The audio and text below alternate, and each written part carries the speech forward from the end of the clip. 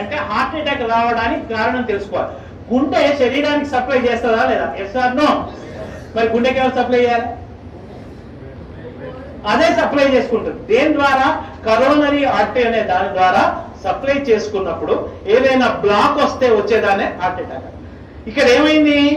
గుండెకే సరిగ్గా సప్లై రావట్లేదు. పునీత్ రాజ్ కుమార్ ఏం చేశాడు?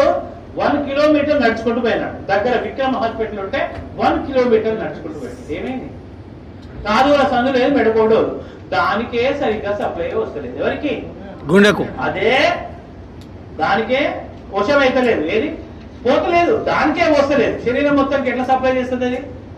డుష్యూ డుష్యూ డుష్యూ. అందు గురించి హార్ట్ అటాక్ వచ్చిన వాడిని నడిపించకండి. అమ్మ అంబులెన్స్ ఇక్కడే ఉందని నడిపించకండి. పడుకోబెట్టకండి, నిల్చోబెట్టకండి. ఓన్లీ కూర్చోబెట్టి. రెండవది టాబ్లెట్ రాసుకోండి. ఫస్ట్ తీసుకోవాల్సిన టాబ్లెట్ పేరు ఏంటంటే tablet Disprin. Disprin, DISPRIN, Disprin. It makes the blood diluted. ఇది రక్తాన్ని పల్చగా చేస్తుంది. ఇది ఏం చేస్తుంది నాన్న? రక్తాన్ని పల్చగా చేస్తుంది. సరే, ఎకోస్ప్రిన్, ఆస్ప్రిన్ ఒకటేనా సార్? 3 ఒకటే, కానీ ఇమీడియట్లీ వాడాల్సింది Disprin. Dispersible aspirin tablet. Immediate గా పనిచేయాలంటే డిస్ప్రిన్ వాడాలి. 12 గంటల టైం తీసుకోవాలంటే ఎకోస్ప్రిన్ వాడాలి.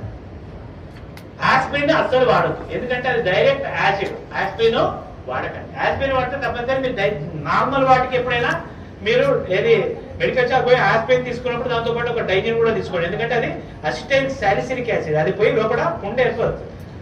అయితే ఎకోస్ప్రిన్ కార్డియాలజిస్టులు ఏం చేస్తారంటే హార్ట్ పేషెంట్ కి ఎకోస్ప్రిన్ రాస్తారు. ఎకోస్ప్రిన్ ఫుల్ ఫామ్ ఏంటి? Enteric coated aspirin. అంటే